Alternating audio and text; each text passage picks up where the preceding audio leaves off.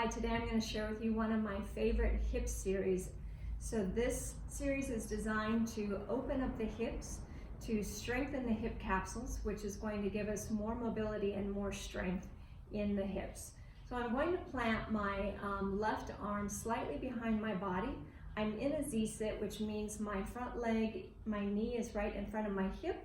My shin comes perpendicular and my ankle lines up with my knee. And then my back leg comes straight out from the side. And then again, I line up my ankle with my knee, so I've created a box. I'm going to rotate my torso as I stretch up and then rotate as I swing open. So with this exercise, I'm getting a lot of different things. I am getting mobility in this shoulder here, as I have this closed chain where my hand is planted into the floor and I'm rotating my torso around my shoulder joint. I'm also getting movement in my right shoulder as I swing my arm. So I'm getting slip and glide between all of these connecting muscles that connect my arm to my torso. I'm also getting spinal rotation. And then I'm also getting pelvic rotation. So my legs are planted and my pelvis is rotating over my thigh bones. So for example, here I'm getting external rotation of my back leg. I'm getting internal rotation of my left hip joint. And then I move more towards an internal rotation here of my back leg and softening and opening the hip joint in my front. So lots of different things are happening with this first exercise here. After we've done about 10, we're going to come into leaning forward like a pigeon stretch over the front. So I'm going to be targeting the back of my front hip capsule here, my left hip capsule. Coming forward, and you want to make sure that you maintain a long spine as you reach forward, like you're trying to lengthen your torso and bring your belly button as far up your leg as you can. Much different than rounding over this way. I'm not getting any hip movement here, so I'm not really targeting the the hip. I'm getting more just spinal flexion. So maintain a long spine as you come into that pigeon stretch. And if you can support yourself coming down and then see if you can come up without any hands just by pressing the leg into the floor. So as we first stretch those muscles in the back, we're now going to engage those muscles and contract them. Stretch and contract. And then if you can come down without any hands and press back up, then you're also strengthening in the eccentric mode, meaning the muscle is lengthening, but you're still strengthening it because it's got to do that stabilizing work. And then you're strengthening it in the concentric contracting work. Okay. Next, we're going to come to lifting the front leg. So here we're working the muscles in the front of the hip. It's important that you keep the torso lifted up and really try to lift the ankle. So you'll want to be aware that when you lift the front, you don't round the spine and just roll the pelvis back to lift the leg, because then all you're doing is getting this rocking motion and you're not actually doing the work in the hip joint. So lifting that front leg, try to hold at the top for a second and back down. And you're not just holding, you're actually trying to pull it in closer to the body and lift up higher so that you're really working there at that end range of the joint that you have of that active movement. Okay, then we're going to move to the back leg. We do about 10 of those reps. Now we're going to lift the back foot.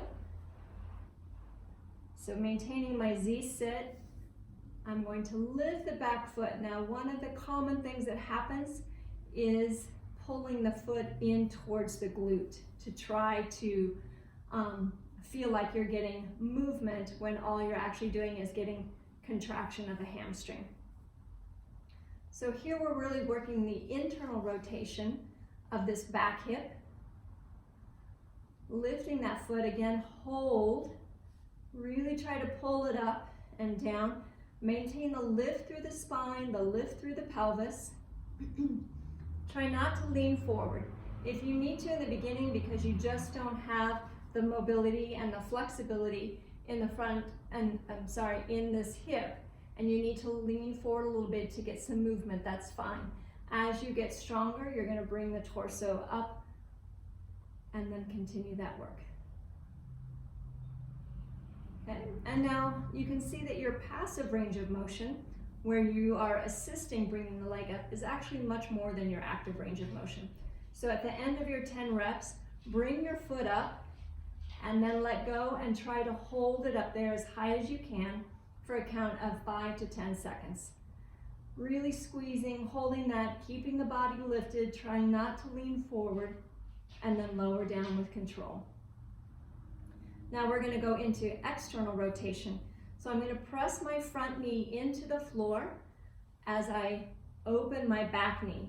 So I'm really trying to pull the two knees apart, and I'm actively using both. I'm pushing into the floor and I'm pushing open.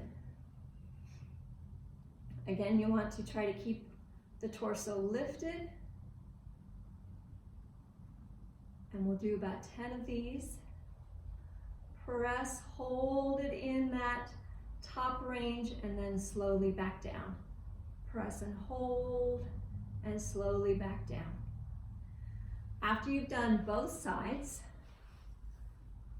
you'll do your rotating stretch 10 times. You'll do your pigeon stretch 10 times. Lifting the front foot 10 times. Lifting the back foot, and then opening the back knee. Then we're going to come into a butterfly sit.